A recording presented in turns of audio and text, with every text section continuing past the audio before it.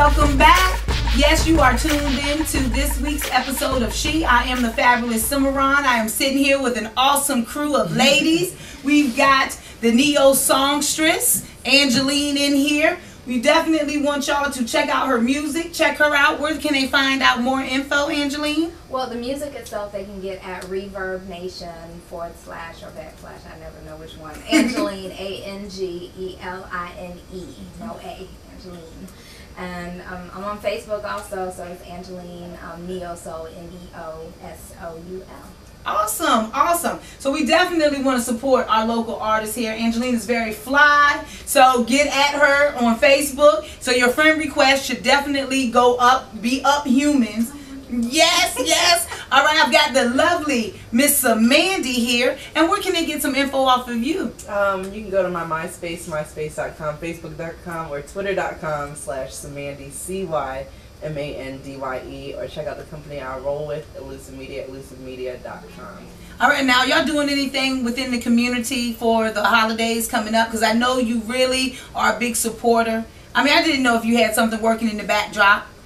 Just gotta ask. No, right now I'm like, my backdrop thing is really linking up artists with producers. I have a lot of producer friends that are, you know, doing things real big, but it's just, you know, I like to do a lot of backdrop with connecting people. And so local artists, get at Samandy. Once again, how do they get in touch with you, Samandy?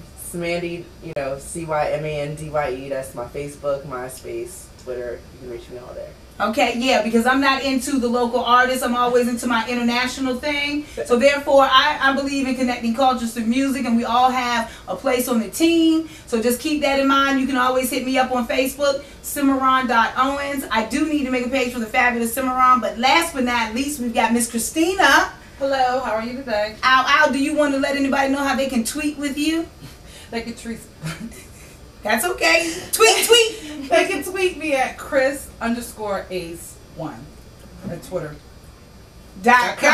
Hey. Yes. Well, we're back, and we're gonna, I guess, kind of dive into our next topic that we were out there talking about, as far as being involved with either someone who is married or has a significant other, girlfriend, you know, whatever the case. You know that they have number one, and you're signing up to be 2, 3, or 4.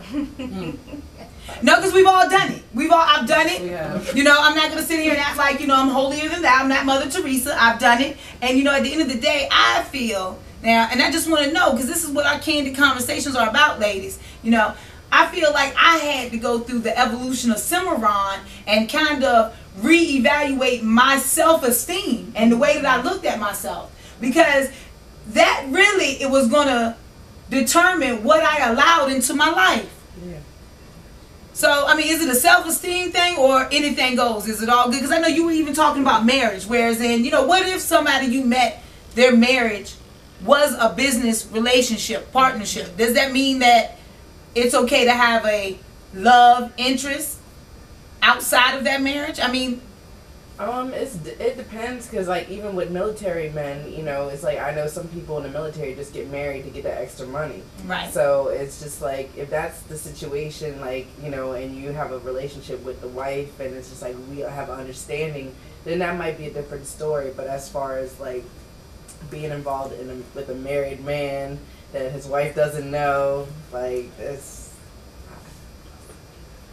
Well, yeah, we're not going to necessarily condone it. However, you know, okay. So then that you're talking about the military men. Now, I know everyone sitting here, if you've been in Hampton Roads area for even 4 months, yes, okay, yes. You've had to run across a military man, because we're a very transient community. We've got every base over here, from the Air Force over in Hampton to, you know, the Norfolk Amphib, which is the largest base in the world. Then you also have Oceana.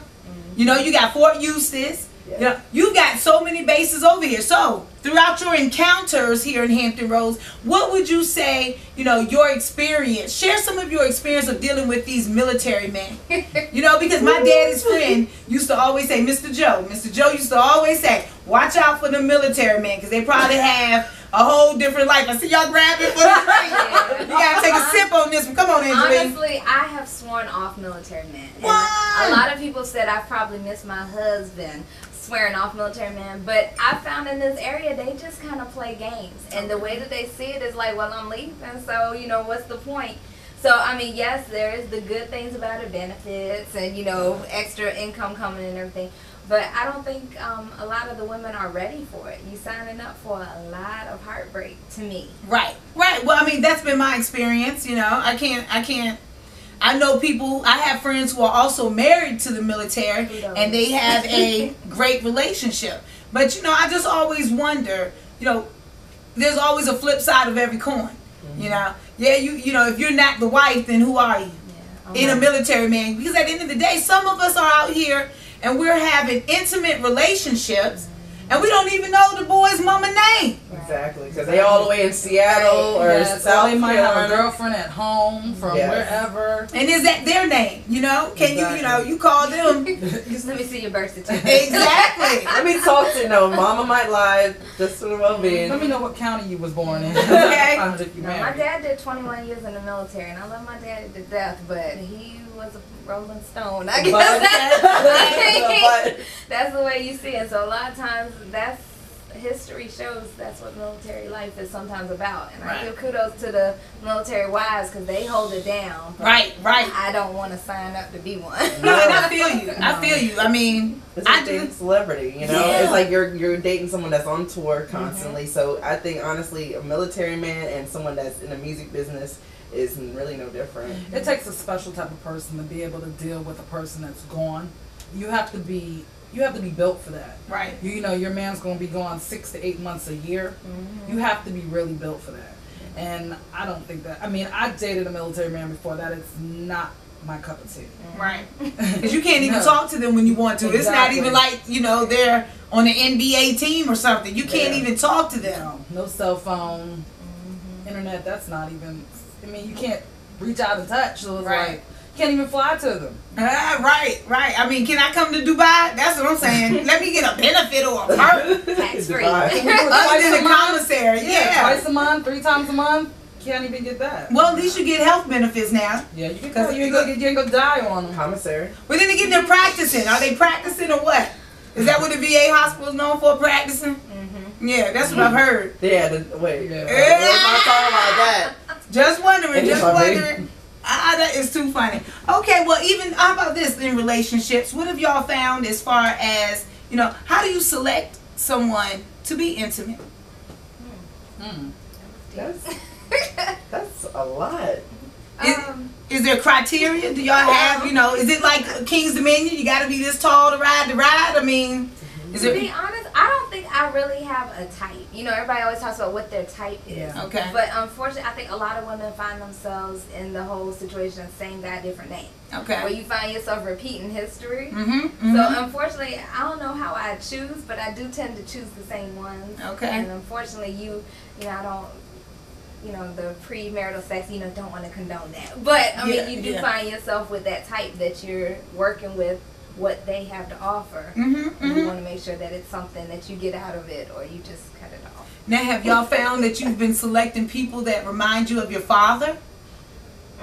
Actually, yes. Yeah, but once or certain twice. traits But about the father. yeah, certain traits. I think it'd be physical characteristics, if anything. But at the end of the day, that wouldn't be what I would pick.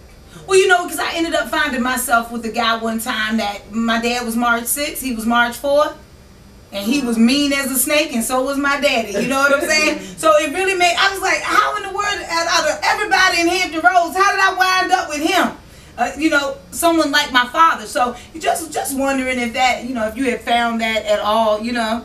Okay. I usually do opposite. And that's actually sad because then I don't want to bring him home to my daddy. Right. And it's like, okay, yeah, you can't meet him yet. Yeah, he's not ready. Yeah. Okay. How about you, Samantha? What was the question again? Well, you know, is anybody reminiscent of your parents? Well, I dated somebody like my ex-boyfriend, and I mean, like, it was kind of sad because I was in an abusive relationship. Excuse me. I was in an abusive relationship, so it was kind of like, you know, it kind of, I'm taking it deep. my father was not the best. You know, he was abusive. Right. Rest in peace, father. But at the end of the day, it's like I saw the same negative traits of my father and my ex-boyfriend. So I was just like, oh no, like, you know, you think it would be comforting maybe because that's something you're used to, but at the end of the day, it's because, you know, right.